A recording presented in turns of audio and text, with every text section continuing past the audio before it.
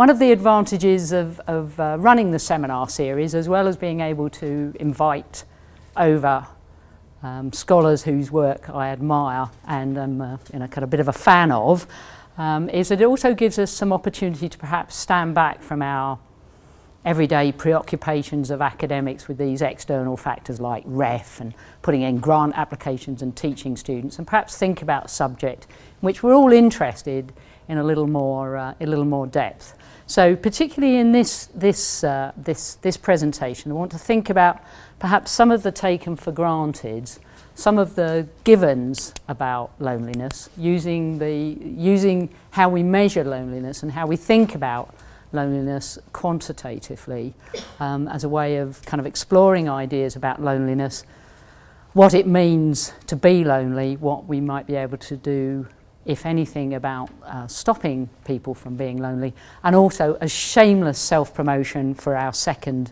seminar, which is going to be on October the 30th, where we're going to think a little bit more about the meaning. So I'm going to talk a bit about the easy bits, which is about numbers and measuring loneliness, and Mary Pat's going to do the hard bits, thinking about some of the issues around meaning. So the starting points, I think, for me is we see, and I've got a few slides in succession here about how loneliness is represented predominantly in the media. So these are some headlines from varying publications. So thousands in region suffering misery of loneliness. We talk about an epidemic of loneliness, and there are two examples of that on that slide. And as part of that sort of narrative that we see, there are lots of numbers about loneliness. So 10% of people are lonely, 500,000 lonely people at Christmas. I believe the MP in the constituency next to mine, Jeremy Hunt, waxed lyrical about the national shame that is loneliness and talked about 500,000 lonely people. Yeah, but so he gave you the numerator, but declined to give you the denominator, which is 500,000 out of 9 million, which is not to say it's a small number, but it's often how we represent loneliness in the media in particular. And the way we use numbers to describe social problems and how we attribute social problems to particular groups. So in particular here you can see lots of figures about loneliness, and particularly for old age. And these are presented as being kind of unproblematic, but you get similar things in how we think about quality of life or well-being or social exclusion. The numbers are presented, they are a fact, and they represent an unproblematic concept, whether it's well-being, exclusion, poverty, or loneliness. And I think some of what I want to say in my talk is actually it's a bit more complicated than that. And then Mary Pat is going to say it's even more complicated than Christina told you, thereby giving you the paradigm of two academics can make a really simple problem epically complicated in about 25 minutes. So for some of you, as well as being very keen on swimming, so here we are. This is another thing, the temporal nature. So here, I rather like this picture from the Times. There's a lonely old man in his chair. Christmas is the most lonely time of a year for many elderly people. It's the same in America, so loneliness and the holidays. And we attribute particular times of year to being lonely. And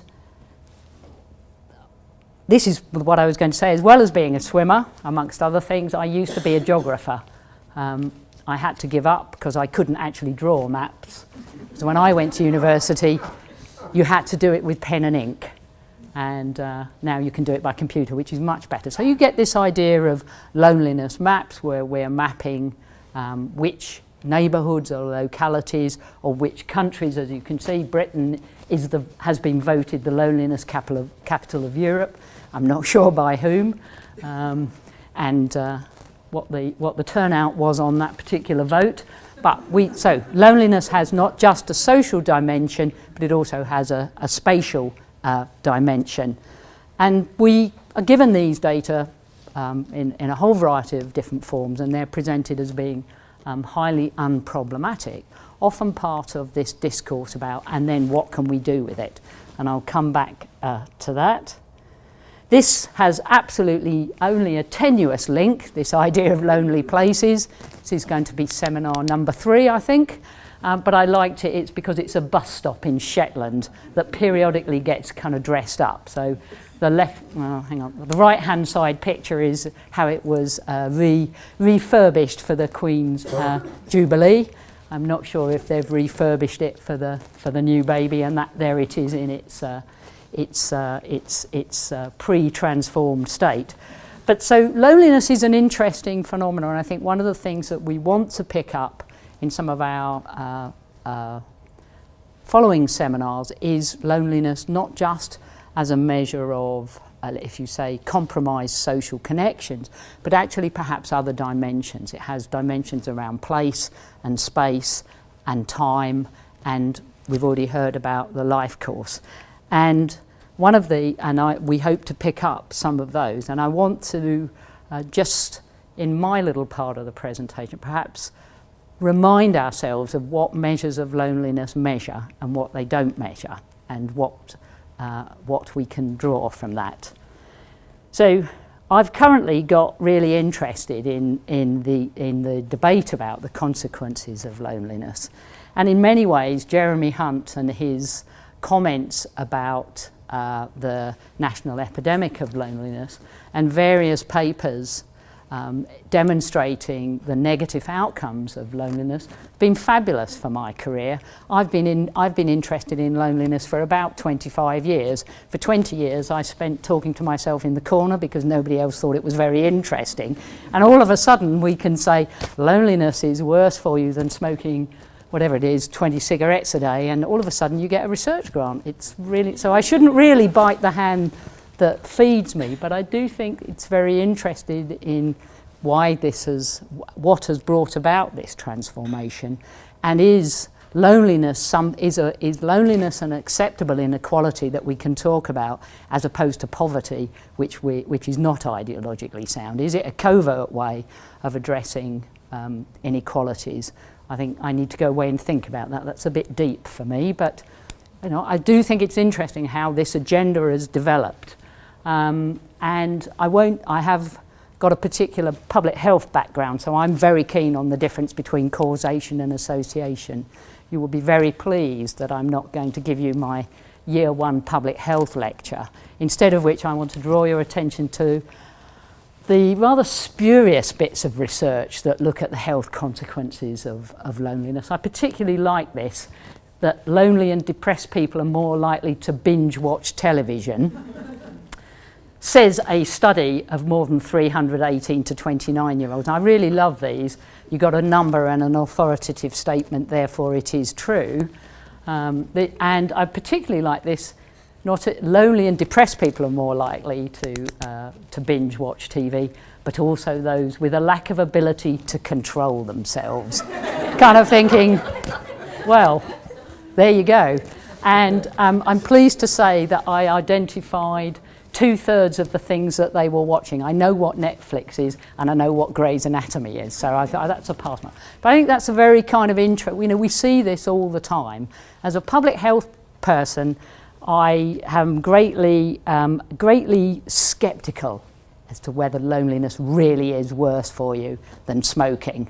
But nevertheless, if people give me the research grants, that's fine. I can do that. So that's just a kind of context. We see this all the time, and I think one of the things perhaps in our seminar is to start to think about, are we using loneliness as a covert way of talking about things that particularly is not politically, perhaps today, amongst many other days, is not really something that is now acceptable to talk about.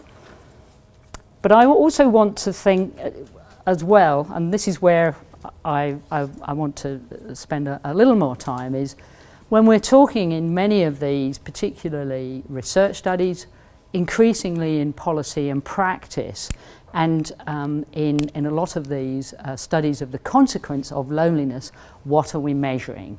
What actually are we measuring, and what does it mean? So Mary Pat's going to tell you what it means. It's too deep for me. But I want to particularly think, as in the loneliness field, we do spend a lot of time having interesting discussions amongst ourselves about, what's the difference between loneliness and isolation and living alone. This is good, and I enjoy those debates as well. But I wonder whether we're not thinking, and sort of going back to some of the points that Tom was raising, about other dimensions of loneliness, the spatial element of loneliness, the environmental dimension of loneliness, and perhaps other more life course related aspects of loneliness, which and more complex versions of loneliness, which, by thinking about social connections all the time, which is not to say they're not important, because they are, but just there might be a whole agenda there that we've really not thought about for a variety of reasons. So, why do we want to measure loneliness? I wanted to think about this. So from an academic point of view, perhaps even from a service policy point of view, like all sorts of social phenomena, you might want to know how big it is, who are the people who are most likely to experience this, what are the consequences of this, and how these things change over time. So there's a standard academic social policy agenda. But I think one of the reasons I want to talk about get us to think critically about measuring loneliness is a bit about how now loneliness and loneliness interventions are becoming a more established feature, perhaps, if you like, of the social care third sector interventions that older people get. So befriending and a whole range of interventions, where the key things are for those interventions are, if an intervention is going to work, you need to do it to the right people. So from a policy or service point of view, you want to be able to identify lonely people, which is not as straightforward as it sounds. And then you need to be able to evaluate whether your activities have made any difference. And I think whilst there's a lively debate about the merits and otherwise of different loneliness scales in an academic context, I think these are, in some cases, moving into a policy and service delivery context, which perhaps they may or may not be well suited for, and we just need to think a bit carefully about what we're doing. And particularly, if you think about it if you think loneliness is a public health problem, public health people like to do two things. They like to be able to measure it, how big is it, they like to know the consequences, but screening is a really fundamental public health concept. You can't do anything to remediate many public health problems unless you can find the people to do it to. So cervical screening, whole range of different screening things physiologically, but how well does that kind of model of being able to identify high-risk people transfer when you're looking at social phenomena? It's kind of uncritically assumed that because you have screening models, screening methods, that it will work when you're dealing with loneliness or isolation or bereavement in the same way that it will for cancer, and probably it doesn't. So I'm going to just talk a little bit about that. I don't want to talk about it too much. If we're thinking about loneliness, there are a number of different domains. I can't even give credit for that cartoon because I've had it for so long, can't remember where what's the correct word? Borrowed it from. Okay? But if even from an academic point of view, when we're thinking about measurement, we often don't distinguish between different domains of measurement. So how intense is the experience of loneliness? What's the duration of loneliness? What's the frequency, and when does it happen? Often our measures are concerned with the here and now. Have you got it? Maybe it does measure, but there are a number of different domains, I think, of just even the experience of loneliness that we probably don't capture empirically terribly well. Because I have a bit of an interest in public health, I get terribly excited about things like sensitivity to change. So can the measures we have detect change if it happens? Well, that's an interesting research question. And increasingly, how transferable are our measures to communities of from different cultural backgrounds. There's a whole research agenda there. And I'm not going to go into particular detail about measures because we've heard, I think it's really fascinating, but probably four of us could go in a corner and talk about that later. I want to talk more about general principles, but I will put this slide up, which are the self-rating ways we measure loneliness, not because of I favour them over any other method of measuring loneliness, but simply so we can give another plug to Sheldon's book, The Social Medicine of Old Age. And I put, when I'm allowed to teach students about ageing, which is not very often, I have two books on my reading list, amongst others, Social Medicine of Old Age and The Family Life of Old People, because I believe in reading lists being current, up to date and contemporary. I also like reading lists that have books. I like reading lists that have books that are not available online. So the students have to go to the library, which is very conveniently located near the Costa Coffee down there.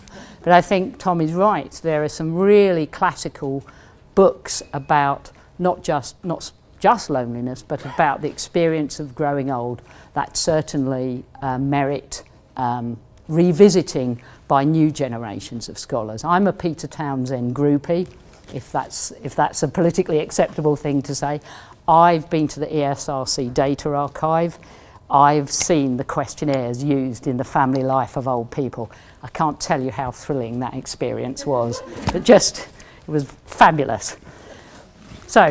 But we have different ways of measuring loneliness, and I think one of the problems in measurement is that we have lots of different scales, and I'll skip over that. So this is just to demonstrate the problems that we have is even a single survey like ELSA, you don't need to read the detail, that just tells you that a single survey can include different measures at different times, thereby rendering the researcher's job much more complicated.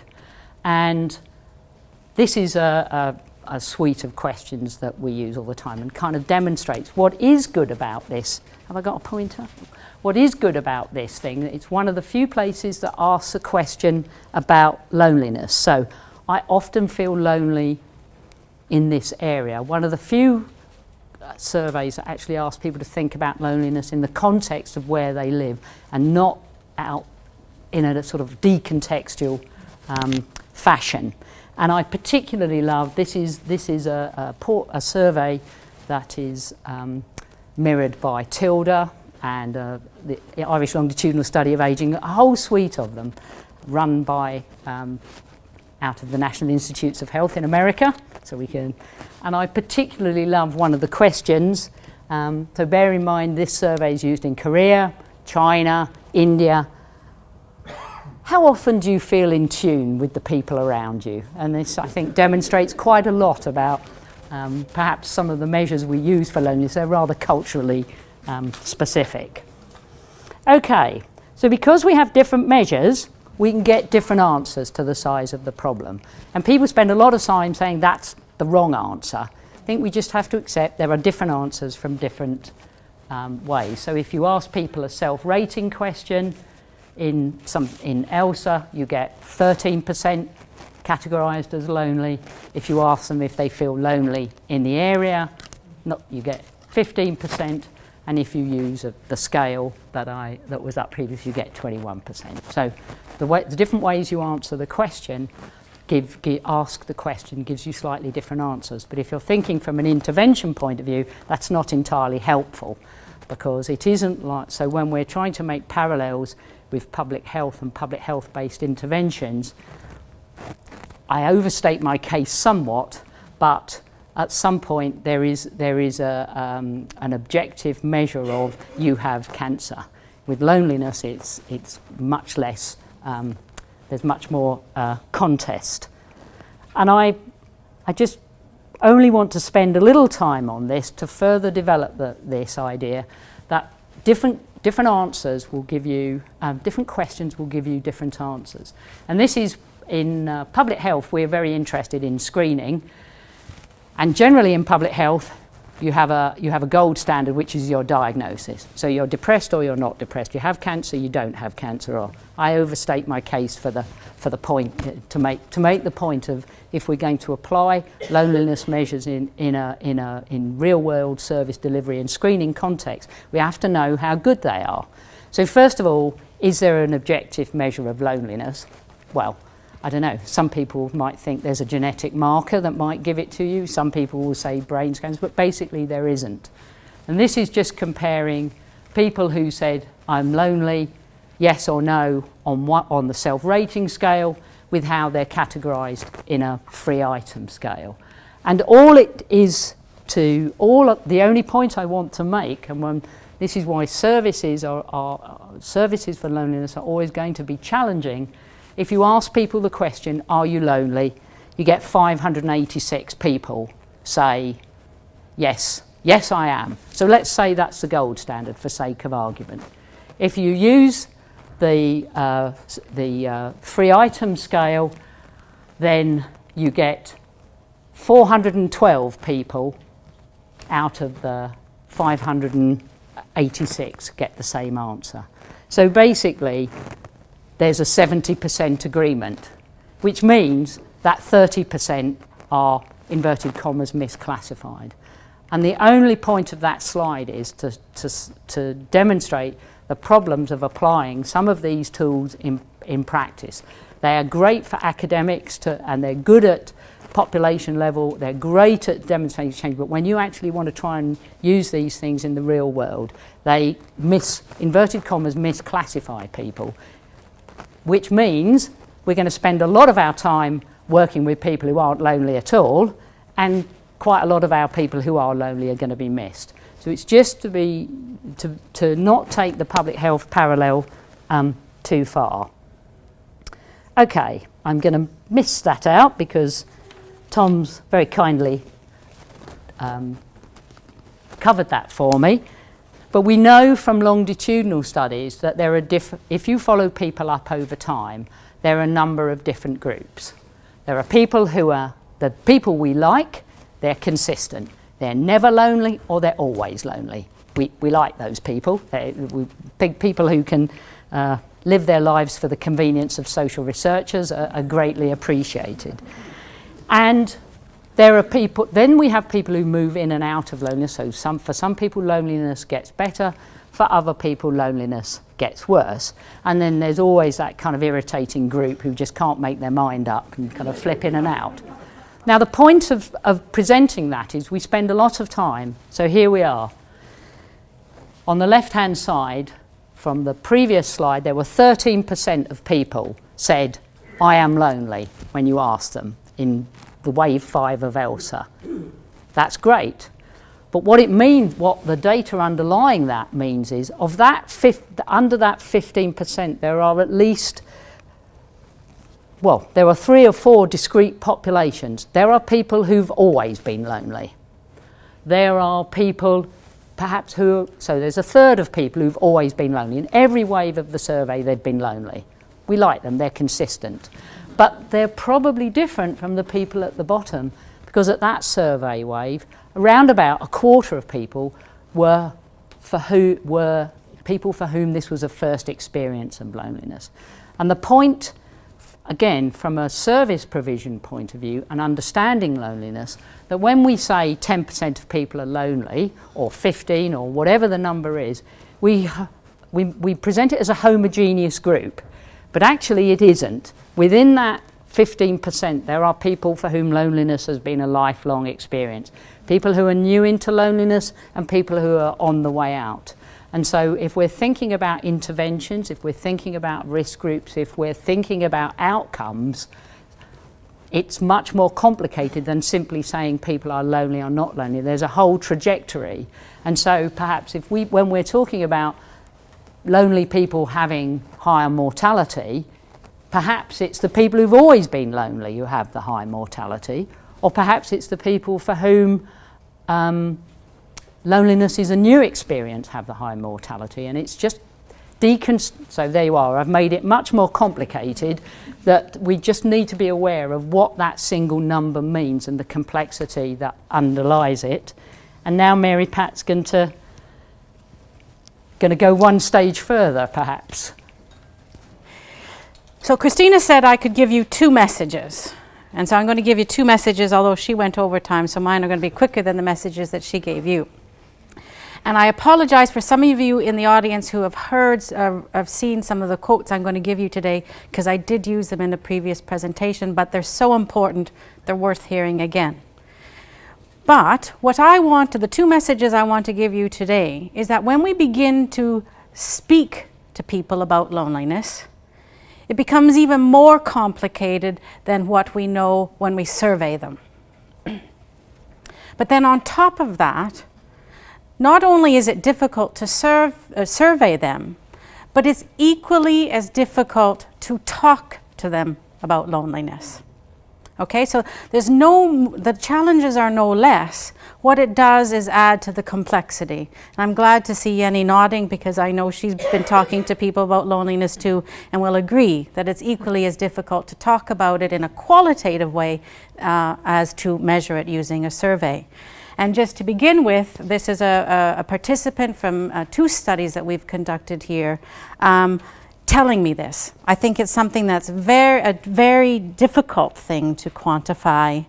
And I think it is something which you can't quantify, because it is something which is within oneself, perhaps, one's outlook on life. So as a researcher, how do I get into that oneself to try to understand what it means for that individual? So in terms of looking at this qualitatively, what do the studies and what do some of the work we've done tell us?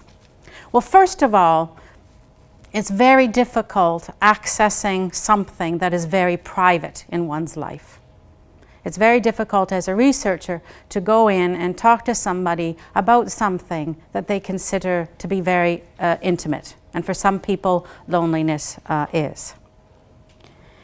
When we talk to people who are not lonely, they tend to tell us that loneliness is simply social estrangement. And so the idea in terms of it is about that subjective awareness around the quality of our relationships, or the fact that we have none or some. But when you talk to lonely people, they tell us it can be far more than that. But it's not really easily also understood by the people who state they're lonely and then try to describe to us what that means or how that feels and how that is impacted on their life. They too find it difficult to share that with us. And is it that we're using the term loneliness to describe what might be a variety of different experiences that we classify under the rubric of loneliness, but it's far more complex than that. And even people who aren't lonely or state they're not lonely, they are consciously aware that there's a possibility of being lonely and actively participate in methods to try to escape its potential negative effects. And then just finally, we know that by talking to people, they tell us that loneliness it's not necessarily a linear experience. It's one that comes and goes during the day, during the week, over the course of the year, and then of course, often for some, over the life course, and can talk to us about that. So let me just give you a few examples to try to highlight some of those points. Now, first of all, in terms of accessing what is private, if we look to messages from our colleagues in psychology and even in philosophy, they tell us that there is a natural intrinsic barrier to how well we know ourselves. So if we don't know ourselves, how is it then that we can explain what loneliness might mean in my life?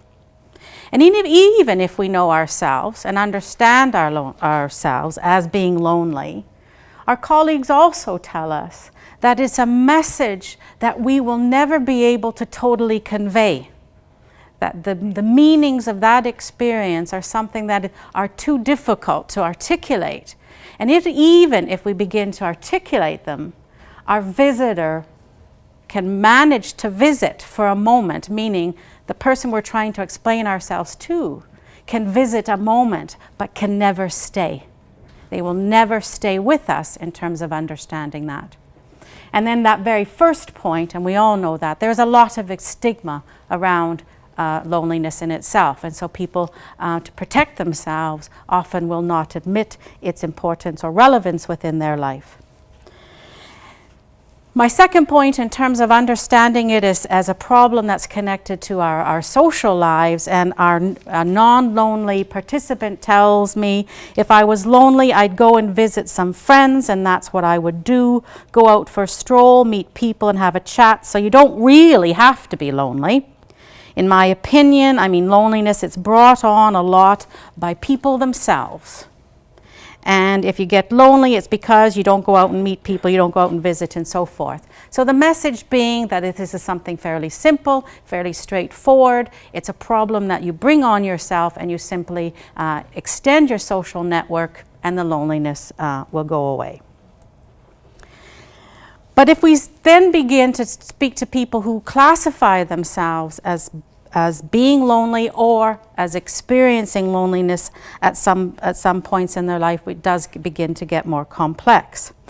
Now, I'm taking the quote that I started out with and extending this a little bit for you. This is a quote from a woman when surveyed said she was lonely, but when interviewed tells us something a little bit different. And in fact, on interview, denied that she'd ever been lonely in her life. She'd never been lonely, but she certainly can see that her neighbor is lonely. Okay?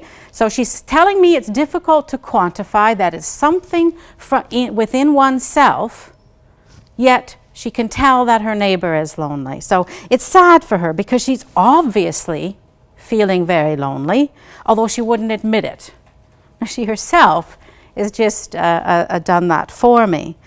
But then when we have friends who are similar sort of age, who are single and are just busy all of the time and never have time to be lonely, and I think perhaps it is something which you can't quantify because it is something within oneself, okay? So the contradictions that are emerging when you begin to actually start talking to people about what loneliness is and what it means. And now then, to give you some examples about how people describe what their loneliness is like, and it begins to show us some of the complexity and complexity in terms of, does loneliness mean the same thing for all people? What are we really capturing? And then if we are going to respond to it in terms of an intervention, how do we do that?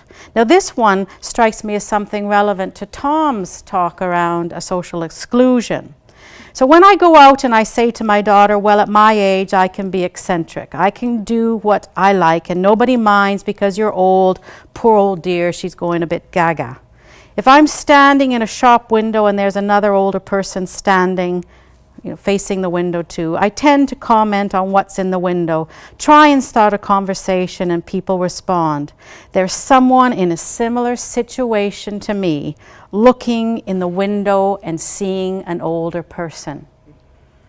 Now that strikes me in terms of older people being more vulnerable because of the possibility of exclusion. Another person who tells me about loneliness as a loss.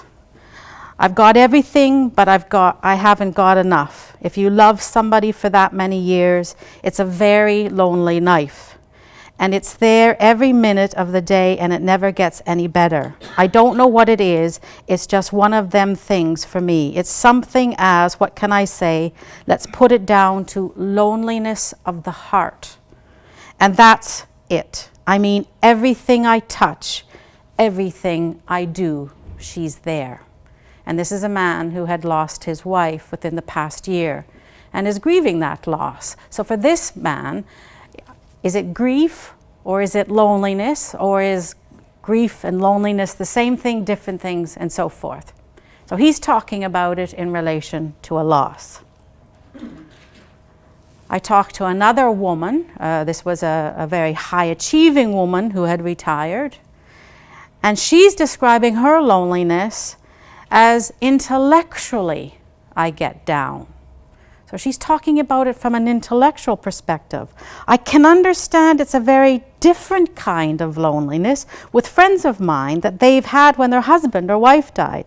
I mean, that's a different kind of loneliness. It's a great sense of loss.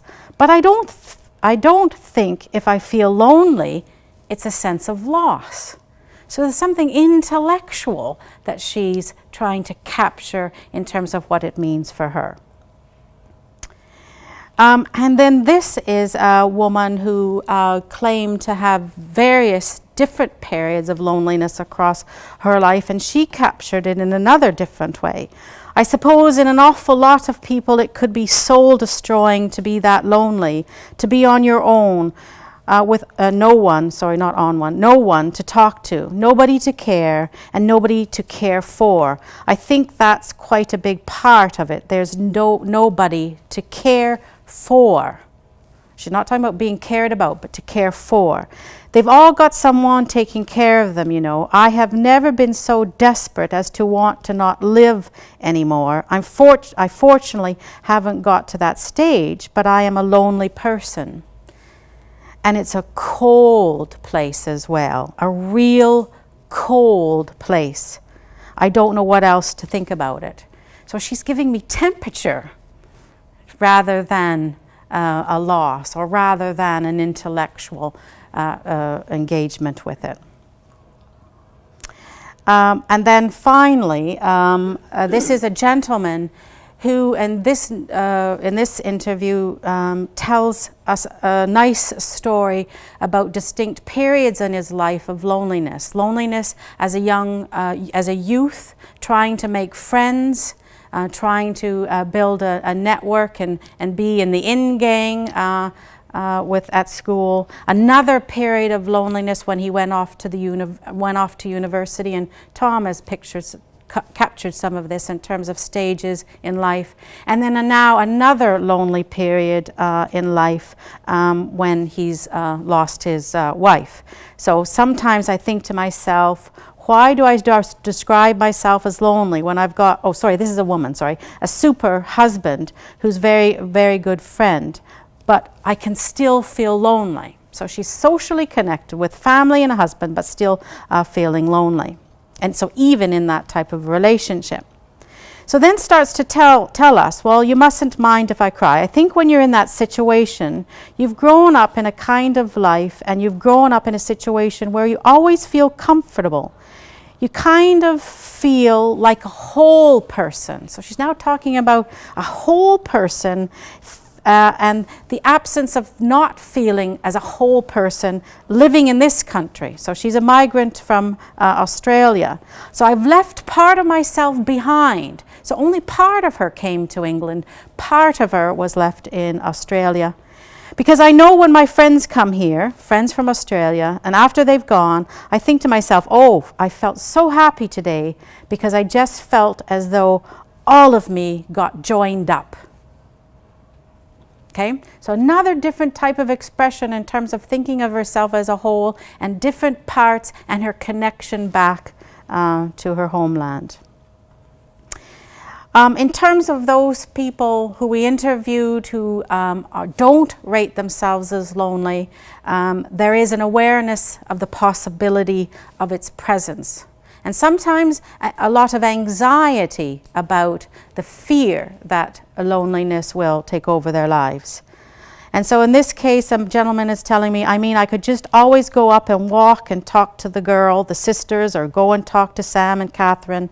There are several people, if I felt lonely, which I don't, or they'd come and see us. If I really felt lonely, I'd take the dogs over to the common and I'd find someone to talk to very, very quickly, because we know so many people over there.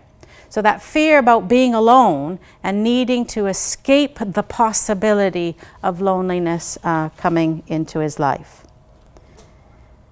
I'm just going to now move on, because I'm looking at the time, to some concluding thoughts for all of this, which I think leave us with some additional thoughts for our next seminar in October.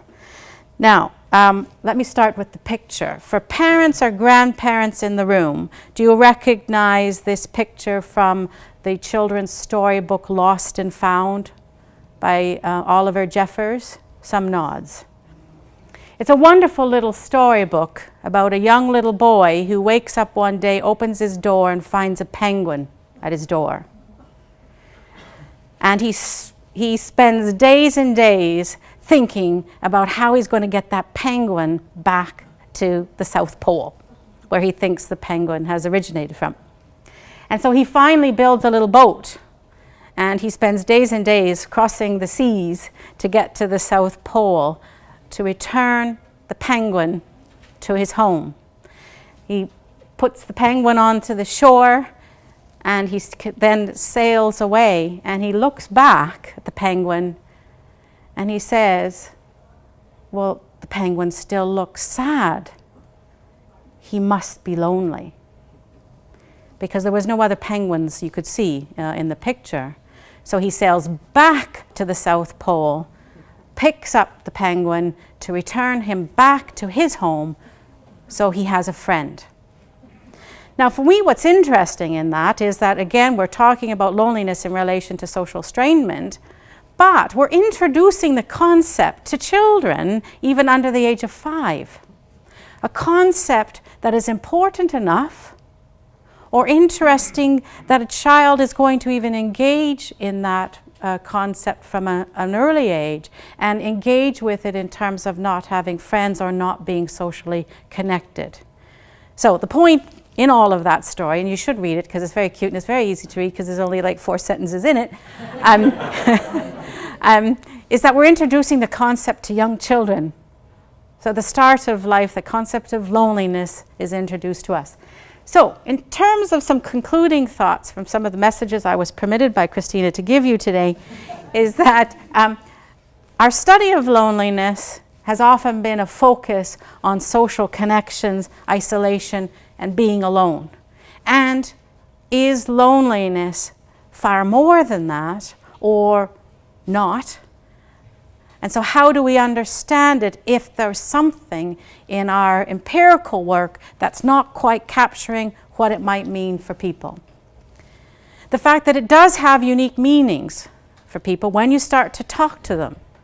Understanding that it's difficult for some people to express what they mean, but it's not all about just connections with people. They tell us other things that I'm not quite certain what always means, and they're not always quite certain what it means for themselves as well. It's interesting that there's an awareness and there's an anxiety present that even if we're not lonely, we're anxious that it might happen. And so it is perceived as loneliness always being a bad thing or a negative thing. And is it? Some of our research shows, and Christina just shared that with us, that there are trajectories into loneliness. There are clear trajectories in terms of people who become lonely as life goes on, people who become less lonely, or people who've always been lonely. But when you start talking about people, it's not that clear and simple.